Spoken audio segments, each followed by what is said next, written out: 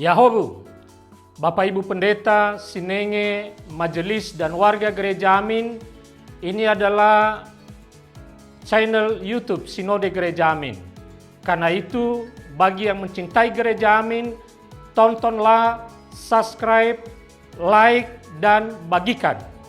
Gereja Amin yang tangguh, mandiri, dan peduli. Tuhan Yesus memberkati.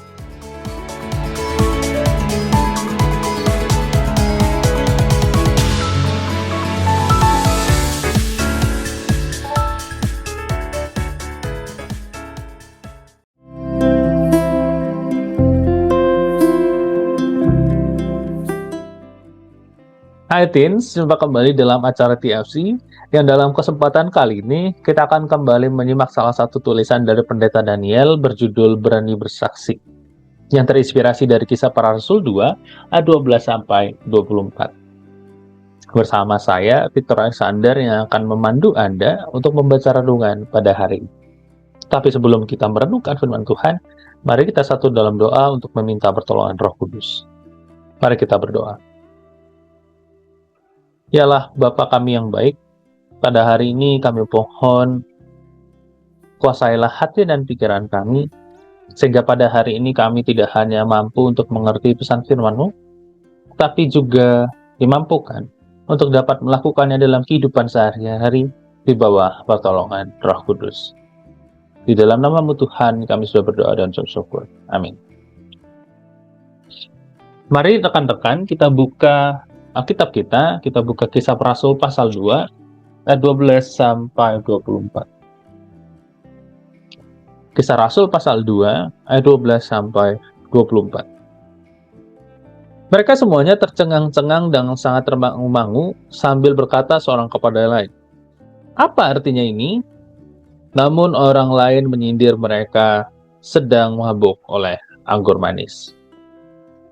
Lalu Petrus bangkit berdiri dengan ke-11 rasul itu, dan dengan suara nyaring ia berkata kepada mereka, "Hai orang-orang Yahudi dan semua orang yang tinggal di Yerusalem, perhatikanlah perkataanku ini dan ketahuilah, orang-orang ini tidak mabuk seperti yang kamu sangka, karena hari baru pukul 9. Tetapi tentang itulah apa yang difirmankan dengan perantara Nabi Yoel. Akan terjadi pada hari-hari terakhir, demikianlah firman Allah, bahwa aku akan mencurahkan rohku ke atas semua manusia, maka anak-anakmu laki-laki dan perempuan akan bernubuat. Dan teruna-turunamu akan mendapatkan penglihatan-penglihatan, dan orang-orangmu yang tua akan mendapat mimpi. Juga ke atas hamba-hambaku laki-laki dan perempuan akan kucurahkan rohku pada hari-hari itu, dan mereka akan bernubuat. Aku akan mengadakan mukjizat-mukjizat di atas, di langit, dan di tanda-tanda ajaib di bawah di bumi. Darah, api, dan gumpalan-gumpalan asap, matahari akan berubah menjadi gelap gulita, dan bulan menjadi darah sebelum datangnya hari Tuhan. Hari yang besar dan mulia itu. Barang siapa yang berseru kepada nama Tuhan akan diselamatkan. Hai orang-orang Israel, dengarlah perkataan-perkataan ini. Yesus dari Nazaret adalah orang yang telah ditentukan Allah dan dinyatakan kepadamu dengan kekuatan-kekuatan, mukjizat-mukjizat, dan tanda-tanda ajaib yang dilakukan oleh Allah dengan perantaraan Dia di tengah-tengah kamu seperti yang kamu ketahui. Dia yang diserahkan Allah menurut maksud dan rencananya telah kamu salibkan dan kamu bunuh melalui tangan bangsa-bangsa durhaka. Namun Allah membangkitkan Dia setelah melepaskan Dia dari sengsara maut, karena tidak mungkin Dia tetap berada dalam kuasa maut itu. Demikianlah jauh pembacaan firman Tuhan. Nah, teens, menjadi saksi itu gampang-gampang susah. Gampang karena kita hanya menceritakan apa yang kita tahu dan kita saksikan. Tetapi juga susah karena kesaksian itu bisa berdampak bagi orang lain. Kita bisa menuai banyak hal dari kesaksian kita itu. Apa yang kita ceritakan itu bisa direspon dengan baik, tetapi juga bisa direspon dengan tidak baik. Contohnya, para murid pada waktu itu pernah dituduh mabuk oleh orang-orang. Tetapi segera setelah mereka dituduh seperti itu, Petrus langsung berkata bahwa para murid tidak sedang mabuk. Kenapa? Karena waktu itu masih menunjukkan pukul 9 pagi. Maka tidak mungkin ada minuman anggur dalam pertemuan para murid saat itu. Nah, setelah mengatakan demikian, Petrus mengutip nubuat Nabi Yoel tentang roh Allah yang akan diberitakan kepada semua orang. Roh Allah ini akan membuat semua orang berani menyampaikan saksian tentang perbuatan Tuhan. Roh Allah memampukan seseorang untuk menyuarakan kebenaran.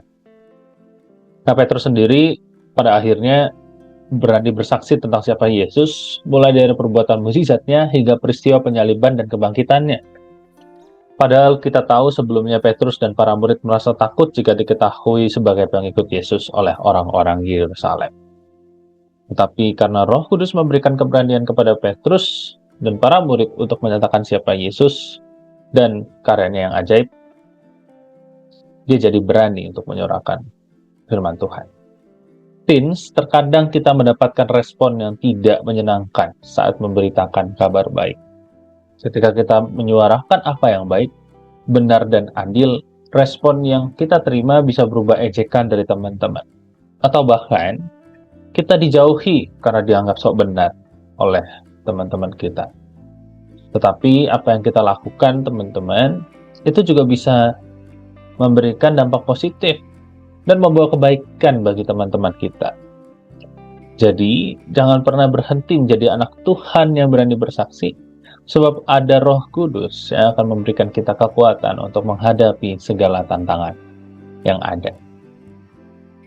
Mari kita tutup renungan kita hari ini dengan doa. Mari kita bersatu dalam doa.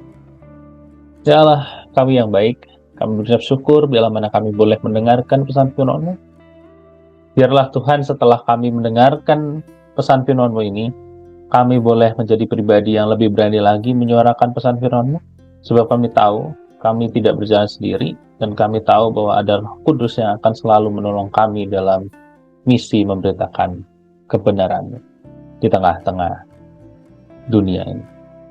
Di dalam nama Tuhan kami sudah berdoa dan mengucap syukur. Amin. Demikianlah renungan kita hari ini. Jangan lupa subscribe, like, dan bagikan video ini kepada teman-teman yang lain. Tuhan Yesus memberkati kita semua.